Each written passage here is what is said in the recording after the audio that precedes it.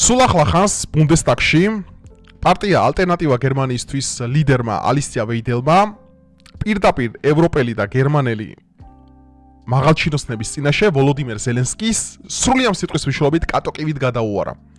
ანუ სრული აი ამ სიტყვის თავისი დეფინიციური შინაარსით გამოიყვანა როგორც კლოუნი, როგორც თაღლითი და როგორც უზურპატორი, რომელიც მიითვისა უკრაინელი ხალხის და მოიპარა საერთოდ არჩევნები, როგორი არის ზელენსკი როგორც კლოუნი, როგორი არის ის ანტიგმირი და საერთოდ მტერი უკრაინელი და ევროპელი ხალხის.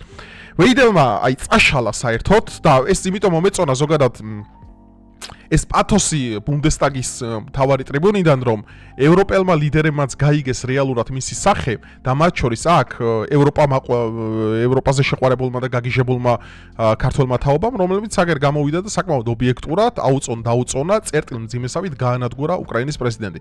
მეგობრებო, დაალაიქეთ ვიდეო, გამოიწერთ არხი, ეს ვიდეო გადაუზიარეთ მეგობრებს და მოდი ეს ვიდეო რეაქცია ჩავწეროთ, რომელსაც სხვათა შორის ძალიან ბევრი ჩემი გამომწერი ამას მომთხოვდა. მოусმინოთ. ზელენსკი შეწყვიტეთ სიაფასიანი სპექტაკლი. თქვენ დგახართ აქ და ჩვენზე უყურებთ ისე თითქოს გერმანიას რაღაც ვალდებულება აქვს თქვენს წინაშე. მოიხსენით გმირის ნიღაბი, ის უკვე დიდი ხანია დალპა. თქვენ გმირი არ ხართ, თქვენ ადამიანი ხართ, რომელიც მთელ ევროპას უფსკულში ეკაჩება და ამავდროულად თავხედურად მოითხოვთ, რომ ჩვენ ამ ერთი გზის ბილეთის ფასიც გადავიხადოთ. ხო, ეს ერთი გზის ფასის გადახდა ევროპელ ქვეყნებს უწევთ და აგერ დავინახეთ ამერიკის შეერთებული შტატებმა როგორ იზოლაცია მოუწო მთლიანად ევროპას. მთელი ფულები წარმოიდგინეთ, რაც არის ტაქსები, რასაც ევროპელები იხდიან, მიდის ამ ზელენსკისა და მისი ადმინისტრაციის ჯიბეში. და თუ როგორ ყვდებიან უკრაინელი ხალხი ბრძოლის ველზე. არ ვიცი, სატირალიო. ნახეთ, რას დაამსგავსეთ ჩვენი ქვეყანა. თქვენ ითხოვთ სულ უფრო მეტ თანხას, უფრო მეტ იარაღს, ჩვენს რესურსებს. იქცევით როგორც ჯიუტი ბავშვი, რომელსაც არ ადარდებს, რომ მშობლებს მისი სათამაშოს გამო ბოლოს სახლიდან უკანასკნელი ავეჯის გაყიდვა მოუწევთ. შესანიშნავი სიტყვებია, ბრავო. ალისია ვეიდელი მართლა პატივსაცემი ქალბატონია და მე დიდი იმედი მაქვს, რომ შემდეგ არჩევნებზე პარტია ალტერნატივა გერმანისთვის მაღალ შედეგებს დადებს და გერმანიაში რაღაც ცვლილებები დაიწყო, იმიტომ რომ გერმანიას აქვს აი მოусმინეთ რა პრობლემები. ხოლ მაინც გამოხვედით გერმანიის ქალაქების ქუჩებში. გინახავთ როგორ ცხოვრობენ ჩვეულებრივი გერმანელები. ჩვენი ხიდები ინგრევა, მატარებლები არ დადის, სკოლები გასარემონტებელია. ხოლო მაღაზიებში ფასები ისეთი მაღალია, რომ პენსიონერები საკვებსა და წამლებს შორის აკეთებენ არჩევანს. ამას ამბობს გერმანელი.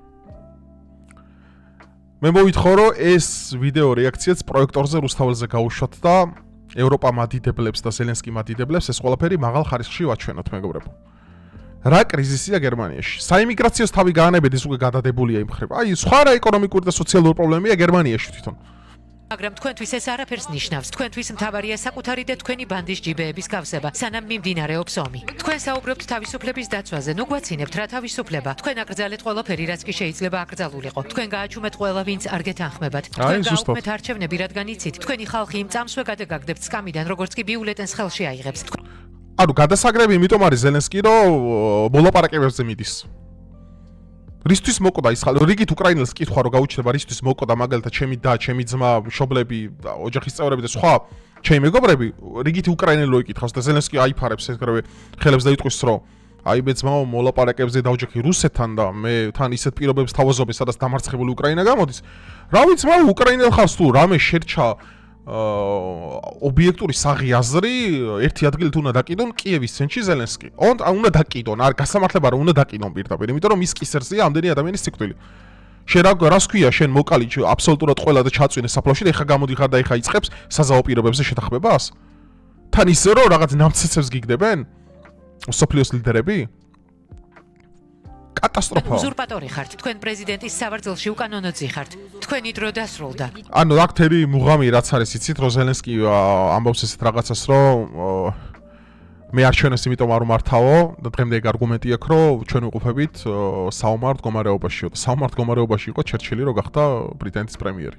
და რა ბრიტანეთში ჩატარდა ომის დროს, თან მეორე მსოფლიო ომის დროს რაღაცა ეს კი არ იყო რაღაც პროქსი, ანუ მართლა სერიოზული ომი იყო, მაშინ ჩატარდა იქ და რა ვიცი ეს არგუმენტის ბათილდება პოლიტიკაში. თქვენ უბრალოდ დიქტატორი ხართ, რომელიც ჯარისკაცების ზურგს უკან იმალება, რათა არ აგოს პასუხი საკუთარ დანაშაულებებზე. იმინა გააფარჩა რა. ყველაზე საშინელი ის არის, რომ თქვენ გინდათ ომში ჩაგვითრიოთ. არ ყოფნით ის, რომ უკრაინელები იხოცებიან. გინდათ, რომ გერმანიის ქალაქები ციცვოდეს. თქვენ მოითხოვთ შორმანძილზე მოქმედ ტაურუსის რაკეტებს. რისთვის? რომ მოსკოვს დაარტყათ? თქვენ მაინც ხვდებით, მერე რა მოხდება? პასუხი თქვენთან თავშესაფარში კი არ მოვა, ის ჩვენ ჩვეულებრივ გერმანელებს თავზე დაგვემხობა. თქვენ გინდათ მესამე მსოფლიო ომი გერმანიის ხელებით ტანკებით მოაწყოთ. თქვენ გინდათ რომ ჩვენი ტანკები ისევ აღმოსავლეთში იწვოდეს, რომ რუსებმა ისევ მიგვიჩნიონ გამნადგურებელ მტრებად? თქვენ საშიში გიჟი ხართ, რომელსაც ხელში არც ასანთი უნდა მისცენ და მით უმეტეს რაკეტები. რა გადაუარა ბიჭო, ესეთი კრიტიკა მე ბუნდესტაგის კი არა, საერთოდ არც ერთი გინდა ევროტრიბუნიდან და გინდა ამერიკა, დაჟე ტრამპია, ხო იცი ტრამპი როგორ გამოირჩევა ღია და ესე თქვა ეპატაშური განცხადებებით, აი ტრამპიც კი ვერ არის ამ დონეზე. როგორც ახლა ვეიდელმა სრულად გაანადგურა, არ ვიცი, წაშალა საერთოდ პლანეტიდან და რავი, ვისაც ნორმალური რაღაც აღიაზრი შერჩა ამ ქვეყანაზე, უნდა თქოს, რომ ზელენსკი არის მართლა კლოუნი. ანუ რეალურად რასაც აი ეს კარიკატურა მას გამოსახავს. ეს არის კლოუნი ადამიანი, რომელიც ანუ მე მწამს და მჯერა და ძალიან დიდი წინათგრძნობა მაქვს, ძალიან ბევრი არგუმენტი, რომ ეს ადამიანი სპეციალურად შეგზავნილია უკრაინაში, იმისაც უკრაინელები გაშლიტოს. ეს ეროვნებით უკრაინელის არ არის ხალხნო. ზელენსკი არ არის ეროვნებით უკრაინელი. ანუ უბრალოდ არ არის. რა ეროვნებისა, ჩემმა გამომწერებას აკარგად იციან და რავი ხა მას რა დამოკიდებულება აქვს ხა უკრაინელი ხალხის და სლავების მიმართ, ეგ თქვენ თვითონ გასაჯედა. იმ დონეზე ბოროტია ადამიანი, იმ დონეზე ბოროტია. რო აი ხა ამას წინათ მოусმინე მის ერთ-ერთ იმას რა, ჟურნალისტებთან მიცემულ ინტერვიუს. რომ მე რა ომში ვაგებდითო რა და მე რა რომ მაგალითად საზავო პირობებზე უკრაინა ვიცისო. ან ჩვენთვის ის საქმეც კეთდება რომ რავი დღეში 1500-2000 რუსი რო ყდებაო, ამიტომ უკრაინაო წინ მიდისო რა. ანუ აი როგორი სახის ბოროტებასთან გვაქვს საქმე ლაპარაკი. ანუ განა ის რომ უკრაინა ომში იმარჯვებს, ეს სხვა დიქცია და სხვა ტექნოლოგია მაგალითად რო თქვა რომ აი მაგალითად ტერსო არა 1500-2000 რუსინო ჩაძაღლებაო, ამიტომ ჩვენო ამითაც ყოფილები ვართო რა. ანუ იმას კი არა უსრო, ეხა ოფიციალური მონაცემებით უკრაინაში ძალიან დიდი რაოდენობაა დახოცილი. უბრალოდ არა ამას რასაჯაროებენ ხალხო. არასაჯაროებენ ამ ციფრებს, არ გეტყვიან თქვენ. დრო ამდენი ხნის განმავლობაში გაჩერებდნენ რომ რუსეთი ომში მარცხდება და ხო ხდები აქ ზღაპარზე იყო აგორებული ყველაფერი. მაკდონალდსი გავიდა და რაღაც კუსნეი ტოჩკა და ეხა მაკდონალდსი უბრუნდება და რაღაც ზღაპრები ხო? არ აღიარებენ მაგ ფაქტს, ძალიან ბევრია დახოცილი, ძალიან ბევრია დასარელებული და პლუს ამას დამატებული ძალიან ბევრია იძულებით გადაადგილებული პირი. რავი, მეტი ომში წაგება, მეტი რაღა გინდა, ზაო, თუ დაკარგე, ძმა დაკარგე, მშობელი ყველაფერი დაკარგე, რა ჯანდაბაში მინდა ის დონეცკი და ლუგანსკი მითხარით. ანუ ბრძოლას მაშინ აქვს სამამულო ომის მთავარი მუღამი ის იყო, რომ მიდიოდა ერთ გოჯს მიწაზე ბრძოლა. რომ ის ან ჩემი იქნებოდა, ან ფაშისტები სიტყვაზე, ხო? ანუ აქ რა არის პრინციპი? ანუ მე ვკოდები დეზმეჩია, უბრალოდ მე ვკოდები და ვერც წინ ვიდივარ, ვერც უკან. და უბრალოდ ევროპელი ხალხი საკუთარი ჯიბებიდან ინახავს ამას, მაგის ოჯახს, თელ ამ უკრაინის გენშტაბები და ვინებიც არიან, ისინი მონაკოში და ისინი სახლებს ყიდულობენ, მაგრაგულობენ. ამ დროს რიგითი უკრაინელი ყდება და გერმანელები ესეთ გაჭიროებაში არიან, როგორც თვითონ გერმანელმა თქვა, ძმაო. მე ხო არ ვამბობ, ეხლა იგონეფოს რა თვითონ თქვა ამ ქალმა, ხო, საკუთარი სიტყვებით. კლოუნი აბა ვინ არის? გერმანია საწოლს როხად გადააქციეთ. ყველაფრის ფასს ჩვენ ვიხდით. ჩვენ ვიხდით დახმარებებს თქვენს ლტოლვილებზე, რომლებიც აქ სამუშაოდ კი არ ჩამოდიან, არამედ გერმანელი მუშის კისერზე საცხოვრებლად რჩებიან. კი, და უკრაინელები ამით მინდა იცოდეთ სიმართლე ამის შესახებ, რომ ძალიან დიდი ნაწილი ჯერ კიდევ ომი ახალი დაწყებული რო იყო, მიდიოდნენ და ახლობელი მყავდა პოლონეთში, რომელიც საკუთარი პირით აქ ჩემთვის მოყოლილი, რომ უკრაინელები რო ჩადიოდნენ, ფულს რითი აკეთებდნენ იცით იქ. ვიღაც უკრაინები რო იყვნენ და ეგენი გასაგები, ახლა უკრაინელები ახალი არაფერს არ გეტყვით, მაგრამ თავარი რა, ვიზებს ყიდნენ რუსებზე. ვიზებს და საცხოვრებელ იმებს და სამუშაო ვიზებს და უფლებებს და სხვადასხვა ყიდნენ რუსებზე. უკრაინელებზე მაქვს საუბარი ხალხზე და ფულს აკეთებდნენ ამით. კი. და ძალიან ბევრი კიდევ შავი რაღაცები, კრიპტოები და იმით ძალიან ბევრი რაღაცები აკეთებდნენ მახინაციები და იმით, ანუ დახმარება მაგალითად რომელიც მეწველის როხასავით, მართლა ძალიან კარგი ტერმინი გამოიყენა ახლა მთელი ევროპოლონეთი რო შეუდგა მეწველის როხასავით მაგალითად და ბევრი ტოლვილი მიიღო ხო უკრაინელი. რიგები დადგა უკრაინელების იქ. რომლებიც სოციალურ დახმარებებს და იმეებს და არა მარტო მაგ რიგით ხალხს ეხებოდა. თვითონ სამინისტროები და მინისტრები ვინების იყვნენ. სპეციალური სამხედრო დახმარების პაკეტები რომ მიდიოდა, ერთი იქიდან იყიდებოდა საერთაშორისო შავ ბაზარზე, მეორე იყიდებოდა სხვა შავ ბაზარზე და დანარჩენი მიდიოდა, ეგეც ან მიდიოდა ან არა, სამხედრო შენაერთებში. და საწყალი უკრაინელი ჯარისკაცი გონია რომ ყდება სამშობლოსთვის და ამ დროს ემსახურება ზელენსკის პირად ამბიციებს. ისინი იღებენ ფულს, რომელზეც ჩვენი მოქალაქეები, რომლებიც 40 წელი მუშაობდნენ, მხოლოდ ოცნებობდნენ. ჩვენ ვფარავთ თქვენს ვალებს, ჩვენ ვარჩენთ თქვენს მთავრობას და სანაცვლოდ რას ვიღებთ? თქვენ ააფეთქეთ ჩვენი გასადენები, თქვენ დაგვაკარგვინეთ 100%-იანი მტკიცებულება არის, რომ მილსადენი, რომელიც აფეთქდა ომის დაწყებიდან ძალიან მალე, Nord Stream-ზე მოხსაუბარი, არის უკრაინელების დივერსიით გაკეთებული.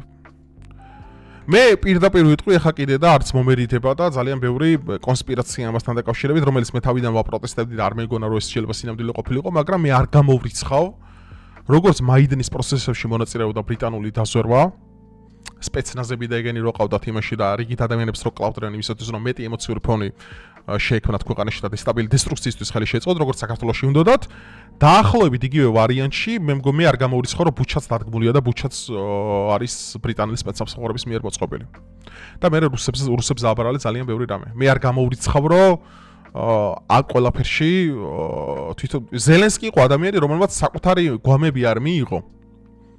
საუბარი მაქვს დაახლოებით 9 თვის წინ მომხდარ ძალიან ცნობილ ფაქტზე, რომელსაც ამერიკული პრესაც წერდა, როდესაც გვამების გადაცემა უნდა მოხდარიყო, ანუ გარდაცვლილების საზღვარზე და ზელენსკიმ თქვა დაახლოებით რამდენადაც მე მახსოვს 1000 თუ 1500 კაციან იმაზე, ძალიან რთული ამის თქვა, გვამების თელი ისა რა.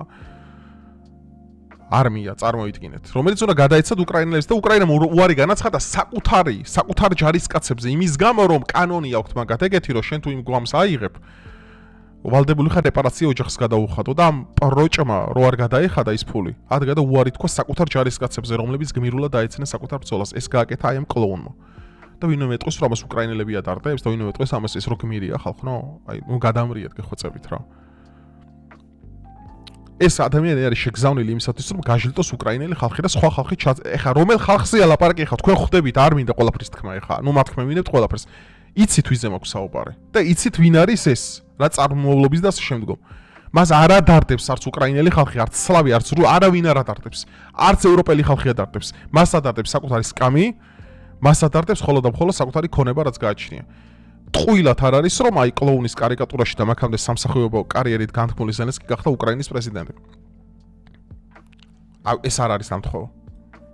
ფიაირი თქვენ გაანადგურეთ ჩვენი მრეწველობა და ამის შემდეგ თქვენ ბედავთ აქ ჩამოსვლას და რაღაცის მოთხოვნას. დიახ, თქვენ უნდა იდგეთ მუხლებზე და ბოდიში ითხოვოთ ყოველი გერმანელი მუშის წინაშე, რომელსაც თქვენ მომავალი წაართვით. სად არის ის მილიარდები, რომლებიც ჩვენ უკვე გამოგიგზავნეთ? გვაჩვენეთ ანგარიშები, ისინი არ არსებობს, რადგან ეს ფული თქვენს მეგობრების ანგარიშებზე დაჯდა. აი ხა ეს რო ვიღაც ხვას ეთქვა, ხა დაიწყებდნენ ხა აქ სპეკულაციას იმით, რომ ის არის პრორუსი რუსეთის მოყვარე, ნუ ყველაფერს ხომ მაგას გვაბრალებენ ხა რომ ამ ეს თუ იტყვი პრორუსი ხარ, რომ არ ვიცი საიდან გამოხდა გასქვა, მაგრამ კიდია უკვე რა სიმართლე გითხრათ, გინა პრორუსი მეძახონ, გინა პროჩინელი, გინა მართლა კიდია და რაც უნდათ ის მეძახონ. უბრალოდ სიმართლე არის მწარე ყოველთვის. და იმდენად მწარეა სიმართლე ჩემო მეგობრებო, რომ აი აქამდე მივდივარ და მე რაზე მწყდება გული ხალხო, იცი? რაზე მწყდება რომ ქართველი ხალხის დიდი ნაწილი იყო შეცდომაში შეყვანილი ამით. თავიდან, ნუ მეც ვიყავი გარკვეულწილად, მე ვაღიარე კიდევაც რომ მე შეცდომები დავუშვი რაღაცები. ეს შეცდომა ყველა ადამიანს მოგდის. მეც მომივიდა რაღაცები, მაგრამ მე გამოვასწორე და ამაზე ბოდიშიც მოვიხადე და შემოვატრიელე აბსოლუტურად ყველაფერი, იმიტომ რომ ბუნებრივია, სრულყოფილი არავინ არ ვართ. თუმცა საინფორმაციო ვაკუუმი იყო, არაფერი არ გესმოდა მაშინ ალტერნატივა. საერთოდ ალტერნატიული ინფორმაცია არ გესმოდა 2022-ში ტებერვალზე მაქვს საუბარი და მაგამდე. უბრალოდ ეს არის სცენარი, რომელიც დაიწერა კულისებს მიღმა და რომელიც ემსახურება სლავი ხალხის გაჟილტას, ამ ორი ხალხის გადამტერებას ერთმანეთთან და ზელენსკი ასრულებს ამ პროექტს. რა ეს არის პროექტი ზელენსკი არის სიკვდილის მანქანა უკრაინელებისთვის. მე მჯერა რომ უკრაინელი ხალხი მას გაასამართლებს. დარწმუნებული ვარ ამაში.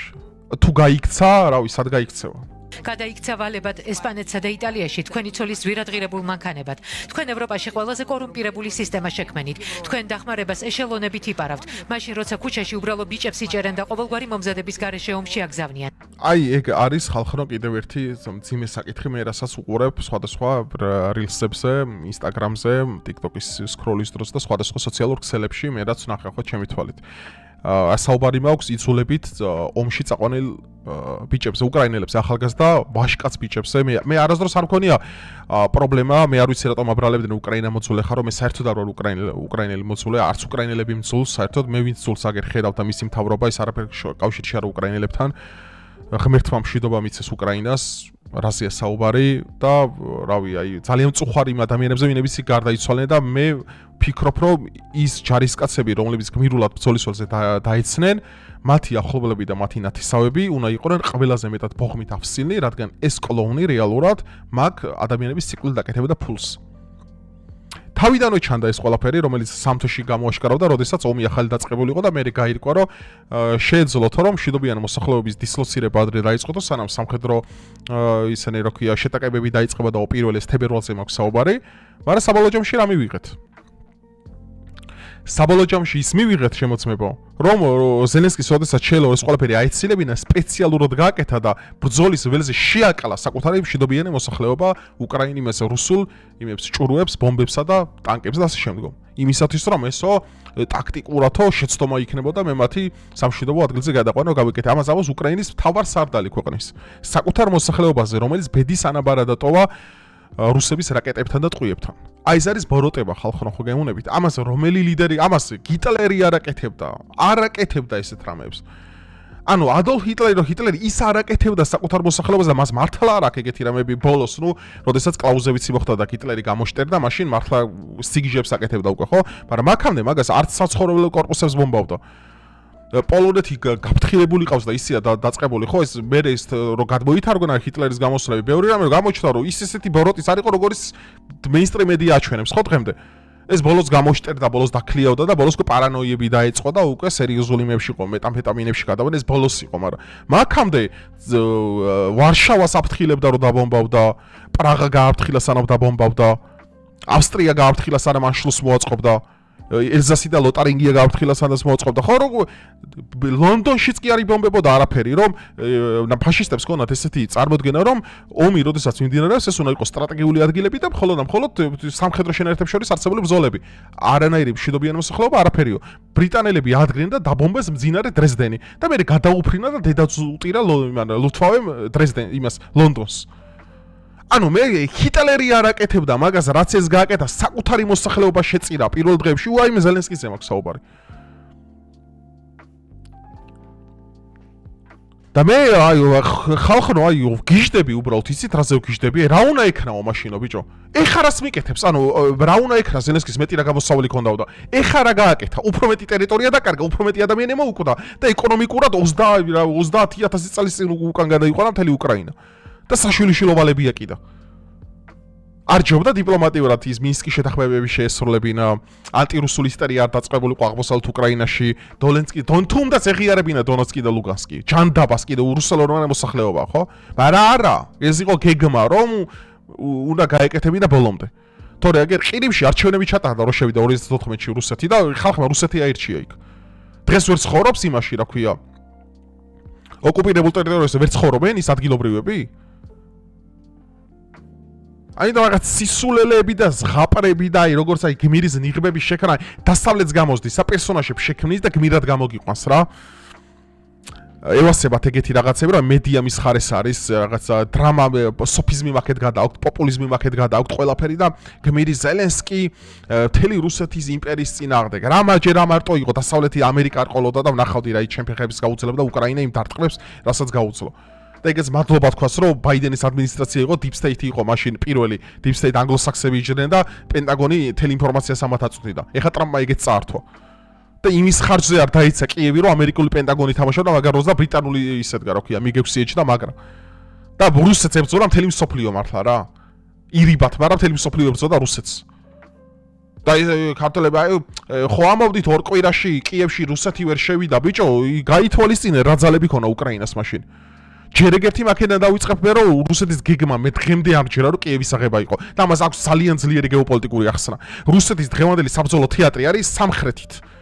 და არ ცდება მის საბრძოლო ველს მესმის რომ იყო რაღაცის გარკვეული სახის ცდილობები რომ ელექტროენერგიის გარეშე შეეტანათ ხიდები აიფეთქებინა და შემდგომ, მაგრამ კიევიდან შემოატრიალა მთელი არსენალი პუტინმა. ბელარუსიდან, მაშინ ბელარუსიდან გახსენა საერთოდ ფრონტს და რავი ჩერნობილიდან და რავი აყაში მოაქცევდა გარშემო. ეგ ქართველი გეიმილიტარისტები რო არიან, კლაუზევიცები რო გონიათ რომ იმისა რა ქვია, კიევი ვერ დაეცემოთაო რა, კიევი ვერ დაეცემოთო. გეგმა იყო უბრალოდ სხვა, ზღვაზე რკალი უნდა შემოარტყა და დნეპრისპირამდე მისულიყო. რასაც დღეს აკეთებს. ლუგანსკი, დონეცკი, ზოპოროჟიე, ოდესა და მივიდნენ მოლდოვამდე, რომ მთლიანი რკალი შეუკრას და ზღვაზე გასასვლელი აახიოს უკრაინას. ეს არის დღეს მისი მთავარი მიზეზი. რატო აღმოსავლეთ უკრაინა ყველაზე მდიდარი, თორე ხრიოკი ლვოვი ვისაც ჩემ ფეხებად უნდა. და იქით კიდე ისინი რო არის დასავლეთ უკრაინა, ვისაც ჯანდაბად უნდა.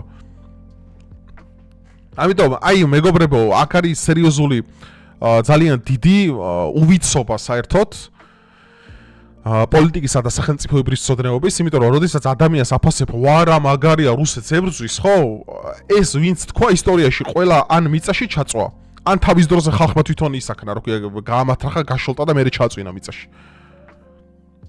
ატომური ის ბომბით შეიარაღებულ ქვეყანას რომ შენ პროვოცირებას უწყებდა, მე 100% ჯერა მე მაგის რომ ეს არის პროვოკაციაზე რუსეთი წამოაგეს. რუსეთი უბრალოდ აი ესეთი რუსეთი არის როგორი ქვეყანა ეხა რომ არის დობერმანივით, ავჩარკასავით თუ გააღიზიანე ყველაფერს გლიჯავს ის. რუსეთი ანკესი გადაუგდეს, ანუ დააბეითეს და ამ ბეითს რუსეთი წამოეგო უბრალოდ. ეს ბეითი რა თქმა უნდა იყო დასავლეთიდან გაგზავნილი. მე არ მიჯერა იმის რომ რუსეთს გადაწყვეტილი უბრალოდ ქონდა რომ უკრაინის ოკუპაცია გაეკეთებინა. მე ამაზე მაქვს სერიოზული არგუმენტი, რომელიც არაერთხელ მithქვია და ეხლაც პარემ გავაშხერებ, რომ ბოლო 25-20 წელიწადში რუსეთს გაცილებით სუსტი უკრაინა შეიძლება დაეპყრო. გაცილებით სუსტი, გაცილებით ნაკლებად შეიარაღებული. მათ შორის 2014-ში, როდესაც ყირიმის ოკუპაცია მოახდინეს. მაშინ უკრაინა იყო ჩათვალეთ აი ფუღუროთ სარიელა ის შევიდოდა, როგორც სარიელ კბილში შედის ის დანადგარი. მაგრამ რატომღაც არ გააკეთა? რატომ? იმიტომ ხო არა რომ მიზეზი არ ქონა მაშინ რუსეთს ეს გაეკეთებინა. ამიტომ ეს აბსურდი რაღაცა მონსტრი, რუსეთის სახით შექმნილი მონსტრი, რომ ყველაფერს გალიჩავს, კლავს, უასროა ესეთი, სინამდვილეში ამ ტყუილებში. აი ამ ტყუილებში მართლა იხჩობიან ისევ აი ეს უბედურები, რომლებიც რუსთაველზე ყრიან, აკაცუკოები, ლიბერალები, შიგევროპელები, აი ნარატივით ცოცხლობენ. აი გმირი ზელენსკი, მე დაედიტებული რილსები, ოლეზანა ზელენსკაია რო გამოდის იქიდან ბუგატიში რო რაღაც ღაპრები და ამაში გონიათ პოლიტიკა ესმით, რაღაც ისა რაღაც ღაპრებში და იმიტომ ყველგან ფარჩაკდებიან რა საკუთარივე შეცდომებში და საკუთარივე აბლაბუდაში ეხვევიან. ეს არის უბედურება. თორე ზელენსკი ფულს აკეთებს. ზელენსკი სერიოზული ფულის გააკეთა უკვე. ეხა იმზადებს ყნარად როგორ მოკესტოს საერთოდ პოლიტიკიდან, ისე რომ სოცხალი დარჩეს და მე მგონია საერთოდ ბოლოს შეიძლება მოსკოვში წავიდეს ეს რა. მე ეგეთი თეორია მაქვს და ისა მაქვს ეგეთი თეორია დაწება, ბოლოს ეს ზელენსკის ბოლო არის მოსკოვი ხალხო. როგორც ასადი ისე შეაფარებს რა. ამერიკაში მაგას აღარ წაესწრება, ევროპაში მაგას აღარ წაესწრება, უკრაინაში აღარ გაიჩერება. ბოლოს ეს ჩაბარდება რუსეთს და რუსეთში ასადივი დაჯდება და Battlefield 5-ს ითამაშებს რა, როგორც ასადი თამაშობს, ახლა გეიმერია სხვათა შორის სირიის ყოფილი პრეზიდენტი, რომელიც საკუთარ ოთახიდან 10-15 საათი არ გამოდის უთამაშობს. ბოლოს ზელენსკის არის მოსკოვი ხალხო, გეუნებით ეს მე შეიძლება ერთმა ადამიანმა მითხრა, რომ ეს არის პროექტი, რომელიც გაკეთებული იყო და რომელიც ასრულებს ახლა ამ გეგმას, რომ ეს მისი მიზანი იყო, რომ რუსეთის პროვოკაცია გაეკეთებინა, წამოიგო უკრაინელები გაიჟილდა და მერე მოიქესდა უკრაინიდან და მაგ გზას მიყვება რა ეხლა რა. ორი ვარიანტი, ან გააგორებენ, ან მოტყდება მოსკოვში. ჩემი სიტყვა დაიმახსოვრეთ. ზელენსკის ერთადერთი წასასვლელი იქნება რუსეთი. დამიჯერეთ, არც ერთი ხალხი არ მიიღებს მას სოფლიოში. ისრაელი ეგეც არის, მაგის ბოლო თავშესაფარი არის მოსკოვში. როგორც სნოუდენი გაიქცა, ეგრე გაიქცევა ესეც რა. და აი მე უბრალოდ რა არის იცით რაზე მწყდება მე სერიოზულად გული რაზე მწყდება მოდი ხო ვთქვათ რომ ომი არის ყველაზე ცუდი მოვლენა ალბათ ხო ისტორიაში და თან ცუდია და თან თამხლები მოვლენაა კაცობრიობის ანუ ომი ისეთი რამეა რომ ანუ ადამიანი ან თაობაში ან ზოგადად ისტორიაში არ გეყოლება რაღაც პერიოდი დრო რომ შენ ეს არ გაგევლო ხო ზოგადად კითხვა ისმის რას ნიშნავს ძლიერი პოლიტიკოსი ანუ რა არის კრიტერიუმი შეხარ ძლიერი პოლიტიკოსი. მაგრამ ძლიერი პოლიტიკოსის განმარტება მაგალითად შეიძლება ის იყოს, რომ მე კარგი ანალიზი გამაჩნია, ან მაგალითად კაი პოლიტექნოლოგია მაქვს, ან მაგალითად საერთოდ უციგნური ვარ, მაგრამ კარგად გამომდის კომუნიკაციები ადამიანთან ერთად და სხვადასხვანაირი ხა ბევრი ადამიანი ისტორიაში ყოველდღე ციგნი არ ქონია წაკითხული, მაგრამ აი შემსრულებელი იყო სერიოზული რა. ეხლა რომელი კემბრიჯები და ოქსფორდები აქვს არისტოტელებს და იმათ სიტყვაზე დამთავრებული ან კეისარს და იმათ, მაგრამ ხო გამოსდიოდათ ეს რაღაც ანუ ბოლჯერ ადამიანს ბუნებრივად ეცემა ეს ნიჭი. ისე კი წიგნით გეხმარება რომ შენ ანალიზი უნდა არის და ეს დიქცია განავითარო, მაგრამ ფუნდამენტი უნდა ქონდეს ძლიერი და ბიჭო, კაი პოლიტიკოსის განმარტება რა არის ხა მაგალითად? კაი პოლიტიკოსი რა, როდის ხარ მაგარი ტიპი. რომ მაგალითად შენ ანუ წამოვიგინე, როდესაც შენ ხარ ოჯახის უფროსი და როდესაც ოჯახი ყავს სოლშვილი და შემდგომ ანუ შენ კისერზეა ყველა ხო ძირითად შემთხვევაში საქართველოში ეგრეა და დასავლეთშიც ახლა ეგრეა ხო სანამ ქალზე გადადის უკვე დასავლეთში და უკვე საქართველოშიც ვაკვირდები რა ძალიან დიდი პრობლემაა მე თვითონ გითხავთ ბიჭო ანუ თემა რა არის ხო როგორ წავიგე ერთი ოჯახი რომ შენ კისერზეა რა ძნელია ეს და ერთი ლიდერი ხარ და მთელი ქვეყანა არის შენ კისერზე. ნუ ეხა ლიდერი ხო პარლამენტის თავმჯდომარე ხარ, ეხა ბიძინა ხარ, ისა ხარ, ასადი ხარ, ტრამპი ხარ თუ რა მნიშვნელობა აქვს, ხო? ანუ შენზე აქცენტირებულა შენზე გადის. ეს ახლა ჩვენ ვართ შეჩვეული აქ ხა ბიძინას რო ამბობთ და იმაში ხო, მაგრამ ზოგადად რო აიღოთ ეხა ამერიკაში ტრამპი, ეგრე კონგრესი ხო არის, მაგრამ მაინც ტრამპზე მიდის ყველაფერი. ეს ადამიანის ფსიქიკაა ეგრევე, რომ ვინც ყველაზე გავლენიანია, მაინც იმას აღიქვას, რომ გონია ეხა რომ ყველა გადაწყვეტილებას ეგიღებს. რა თქმა უნდა, მე მჯერა იმის, რომ საქართველოში პარლამენტის იღებს გადაწყვეტილებას შეუულებრივად. მაგრამ ეხა რო კითხო ვიღაც, აი ის იღებს უფროსი ის არის, ის იღებს გადაწყვეტილებას. ანუ რისი თქმა მინდა ამით მეგობრებო, ნახეთ. როდესაც ძლიერი პოლიტიკოსი ხარ, შენ უნდა ორიენტირებულიყო შენი ქვეყნის კეთილდღეობაზე. ანუ მშვიდობა როგორ შეინარჩუნო, როდესაც უტრაკო ქვეყანა ხარ. უტრაკო ქვეყანა რას რიშავს დღევანდელ დროს? უტრაკოა სომხეთი, უტრაკო აზერბაიჯანი მაინც. რაც არ უნდა ეხა მაგათი თურქეთის დახმარება ქონდეს, მაინც სოფლიო პოლიტიკაში ვერაფერს არ ცვლიან. ტრაკიანი ქვეყნები როგორც არის ამერიკა, რუსეთი, ჩინეთი, მაგალითად, ხო? მათ შეუძლიათ მოახდინო გეოპოლიტიკური ცვლილებები, სამხედრო კონტინგენტების გადასხვა, ოპერაციების დაწყება და ასე შემდეგ, პროქსიომები აწარმოონ მაგალითად. ეხლა პატარა ქვეყნები როგორც არის სომხეთი, საქართველო, ისრაელს არ განვიხილავ მათ, იმიტომ რომ ისრაელს და ამერიკას ერთი და იგივენაირად ვთვლი რა. ანუ ისრაელი და ამერიკა ჩემთვის არის ერთი და იგივე. ისრაელი არის ქვეყანა, ამერიკა არის დიდი ისრაელი. აი, იქაც ებრაელი, აქაც ებრაელი, იქაც ებრაელი მართავს, აქაც ებრაელი, არაფერი განსხვავება რა. ისრაელი, ამერიკა ჩემთვის, ანუ აწირო იცოდეთ, ისრაელი და ამერიკა არის სინონიმი. ანუ მე რო ვამბობ მაგალითად ამერიკამ ომი ვიღაცას გამოუცხადა, ისრაელმა გამოუცხადა, ჩემთვის მაგას ნიშნავს, იმიტომ რომ რავი, მატერიალური სამყარო თუ ისრაელია, მეტაფიზიკა ამერიკაა მაგის. ამერიკა არის ოფისი ისრაელის, აი რაც მოუნდება დარეკილი აქვს ბიბის ყველაფერს ამერიკა აკეთებს. ამიტომ ამერიკა და ისრაელი ერთი და იგივეა. მე უკვე ამერიკას აღარ ვეძახი, მე ვეძახი ისრაელის შეერთებულ შტატებს. შესანიშნავი ქვეყანა, სხვათა შორის ისრაელის შეერთებული შტატები მინდა გითხრათ. ოკეანიდან ოკეანემდე გადაჭიმული ყველაზე ძლიერი ქვეყანა. აბსოლუტურად სოფლიოში, რომელიც აკონტროლებს ყველაფერს. და გრენლანდიაც მალე მისი გახდება. ეხლა როდესაც საქართველო ხარ, შენ გინდა ისეთი ლიდერი, რომელიც მშვიდობა შეინარჩუნებს. ემოციებს რო აყევ, ხმალიავლესოთ ქართველებოზე, ეხა რო ნამუსზე რო გაგდებენ, ეს ფსევდოპატრიოტები რო გაგდებენ, ხო იცი, ომს ასწავლია ბიჭო ქართველებს უკრაინელები, ომში გაზდილი ერია. 20 საუკუნეზე მეტია ქართველი ომობს. უკარქაშო ხლების ქვეყანაა, წიგნია, ლევან სანიგიზის უკარქაშო ხლები თუ არ მიშლება, თუ ლევან გოთუა, მე მგონი ბოდიში, თუ მეშლება შემისწორეთ. ბიჭო, თელი ცხოვრება ქართველი ომობს და ვიღაცა უკრაინელი, ნატაშა მე მეუნება ქართველი არ ომობსო ეხა და უკრაინელები არიან გმირების ქვეყანა უკრაინაო. შებიძია ალაოთ ხო არა ხარ შემთხვევით. ერთი ისტორიიდან ის მაინც მაქვს რომ ქართველები გამტრაკებლები ვიყავით და ვლატაობდით ყველა დროში. იმპერიებს ვამხობდით და რავი, აქ ჩვენ მიწაწყალზე მარტო შაჰაბასმა 40000 ირანელი შეაჟილა და კახეთს, საქართველოს კი არა კახეთს შეაჟილა და 40000 ირანელი. ბიჭო, ბიძინა, მიშა, ისაო რა ქვია, ზელენსკი იქნება, ტრამპი, პუტინი, რავი, აღამახმათხანი თუ ვინ იქნება, ბიჭო, რაში ფასობს რომ მაგარი ხარ? რომ შენ ხალხს ააცილო ეს პრობლემები. დღეს თორე ახლა დავით აღმაშენებლის დროს სხვა მომენტი იყო. დავით აღმაშენებლის დროს იქ სინიორები არსებობდნენ, მიწათმფლობელები, სხვადასხვა ისენი იყო, ხო? მარტო შენი ქვეყნისთვის კი არ იბრძოდი, ბიჭო, შენი მიწისთვის იბრძოდი, პირადი საკუთარი მიწა ქონდა, საკუთარი მოურავი ყავდა, ყველაფერი მიწათმფლობელი იყავი რა ჩათვალე. ანუ მუღამი ქონდა რომ ბრძოლობდი. იმის გარდა რომ შენი ქვეყანა საქართველოა, ხო? მაგის პარალელად ვამბობთ, ახლა ისე არ გამიგოთ. მიხვდით როგორც ვამბობ. აღარ არის დღეს ეგ დრო. აღარ არის 1225 წელი არ არის 1125 წელი. აღარ არის ეგ დრო. შეიცვალა, რავი, დრონია გადაგიფრეს ბახ აღარ ახარ გაქრები წამში. ბიჭო, მე რატო უნდა მინდოდესო თქვენ მოკვდეთ? აი მე არ მესმის. მე მინდა რომ პირიქით წარმატებულები იყოთ, ფულიც იშოვოთ, იგულაოთ, კაი მანქანები ყავდეთ, კაი ცხოვრება, კაი თქვენმა შვილებმა კარგი ქვეყანაში ისწავლონ და ქვეყანას გამოადგეთ და კარგად იცხოვროთ. ეს ჩემი გულწრფელი სრულია რომ თქვენ ეგრე ცხოვრობდეთ. მაგრამ ბიჭო, მე რო ეს შევძლო, ხო უნდა მინიმუმ ცოცხალი ხო უნდა ვიყო. ეხა ბიზინა რო არ ყოლოდა საქართველოს და ყოლოდა მაგალითად მიშა, გიჟი. ან მარტი შედარებას ვამბობ. დღეს ხო ვიდეოს კი არა, ალბათ საიქიოდან ჩავწერდი იმას სტრიმს.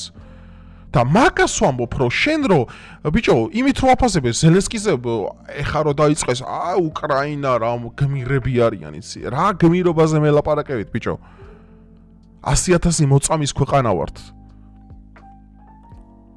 300 არაგველის ქვეყანა ვართ და რა ვიცი, რომელი ერთი გმირობა ჩამოვთვალო. ამერის მატარებელისა და ამ კულტურისა და ამ ფუნდამენტებისა და ამ ღირებულებების და ვიღაცა მეუნება რომ ქართველი არის თურმე ჩმორი და უკრაინელია გმირი. უბრალოდ ქართველებს ეხა ძალა აღარ შეგვწევს შენ რომ ვაწარმოოთ მაგალითად სიმეტრიული ომები, როგორც ეს ადრე იყო, სამწუხაროდ, იმიტომ რომ დღეს ტექნიკა გინა, ტექნიკას ფული უნდა, ფული არ გვაგჯერ. ნენელა რაღაც გზაზე ვდგავართ. ამიტომ კარგი ლიდერი ფასობს, როდესაც შენ დიპლომატიურად, სიცილკისკისით, ცეკვა თამაშით მოაყუმარებ შემტრებს, არც მწვას დაწვა, არ ჩამფურს. ეს არის ლაყაფი, ეს არის დიპლომატია, მეგობრებო. ესეთი ნიჭით უნდა იყოს ახსილი პოლიტიკოს თორე. უგულავა რო გამოდიოდა და ომიც მოსულა, ომის ხმას რა ისი ომი მოსულა, უგულავა გიგი რა ომი მოსულა, რა ომი, რა გიგი რა უნდა იომოს. დეკეულივით დაკლავენ ეგრევე პირველი. გარეული ღორივით რო არის უკვე. ამიტომ ხალხო მე მინდა საღი აზრი შევიმუშაოთ უბრალოდ. დღეს ჩვენ არ ვართ იმ პოზიციაში ვიპლატავთ. დღეს ვინ ჩვენ გვეუნება იმას, რომ შენ იქ დაიწყე, შენი სანქცია დაადე, შენის გაუკეთე, შენ გირტყავს ყველაზე მეტად, მე და შენ, ჩვეულებრივ ადამიანებს. ამიტომ აი ეს კლოუნი, აი ეს კლოუნი. შევა ისტორიაში როგორც ფიგურა, რომელმაც გაწირა მთელი უკრაინა და წამოიწყო ერთ-ერთი ყველაზე დამღუპველი ომი მთელს ევროპაში, რომელიც ემსახურებოდა უკრაინელების გაშლიტოს. ისტორია სწორსახელებს არქმევს ადამიანს და ზელენსკის უკვე შეერქვა, ეს არის კლოუნი და ასეთ არჩება ისტორიას. დაწერეთ თქვენი აზრი და ბლა და ლაიქეთ ვიდეო. გამოიწერეთ არხი. დროებით მეგობრებო.